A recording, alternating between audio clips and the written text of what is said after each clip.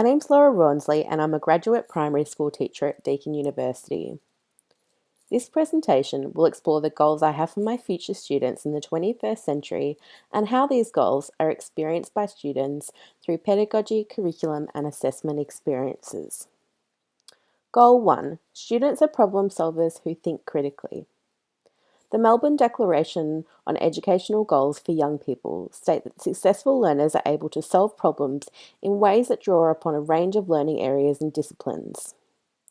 Now let's have a look at how this goal will be achieved. I will use a progressive and inquiry-based approach by posing real-world question scenarios and problems to my students. For example, I recently taught a grade 3-4 science class on what causes day and night. Using the 5E inquiry approach, I did not simply give students the answers, but instead students needed to use higher order thinking and solve problems based on the topic. You can find a copy of this lesson in the Integrated Units tab under Science. I will provide opportunities for students to question and express their opinions during assessments. For example, getting students to write or verbally express their views on a local issue or debate. I will present the curriculum in a way which promotes problem solving. For example, developing lessons that include activities such as brainstorming, think, pair, share, and investigations. Goal 2. Students are confident communicators and emotionally resilient. Emotional resilience means being able to stop yourself from getting extremely angry, down, or worried when something bad happens. It means being able to calm yourself down and feel better when you get overly upset and bounce back from adversity. Throughout my teaching experience, I will ensure my students feel safe and valued. This means seeing my students as individuals rather than wholes. Additionally, I will model my own emotional resilience so my students know what is expected of their behaviour. I will also ensure my students have opportunities to express their feelings and emotions. Through assessment, I want my students to be able to communicate in a variety of social situations.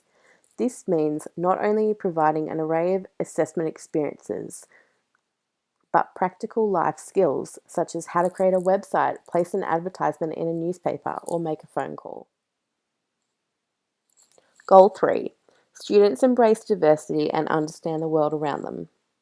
Under the new Victorian curriculum domain of intercultural capability, it is suggested that in a pluralistic multicultural society such as Australia, with varying interests, values and beliefs, it is essential that individuals learn to participate in groups from which members are from diverse backgrounds.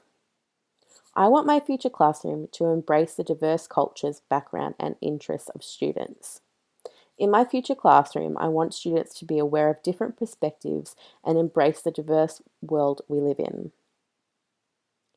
The Victorian curriculum has a variety of learning experiences for children which embrace diversity. I will provide opportunities for my own students to celebrate their own culture as well as about learning about how others live. Children will engage with their local community, such as going on local excursions, and use video conferencing as a way of experiencing diversity outside of the classroom. Goal 4. Students are passionate and lifelong learners. I will ensure my students are passionate and care about their work. Through my progressive style of teaching, I will encourage students to have their own voice and be proud of their accomplishments. In order to achieve this, I will model my passion for learning and teaching and present lessons in fun and intriguing ways.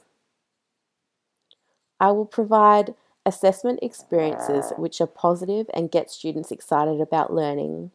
This means constantly reviewing and adapting the way I assess my students. It is important to find out a student's likes and interests and what motivates them in order to get them excited about learning.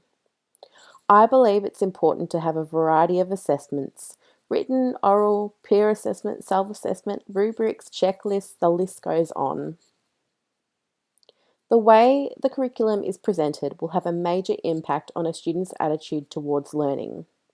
For example, if a classroom teacher has the same way of teaching a lesson and presenting the information, a student will ultimately become bored and uninspired to learn. I believe my role as a creator of the curriculum translates to me finding new and interesting ways of teaching. If I can inspire a student to love to learn, then I have done my job. I'd like to leave you with a quote by the great John Dewey. The most important attitude that can be found is the desire to go on learning. Although my aims or goals of education may change and adapt as I progress throughout my teaching career, one thing that will not change is my desire to go on learning. I want my students to share this desire as well. Thanks for watching.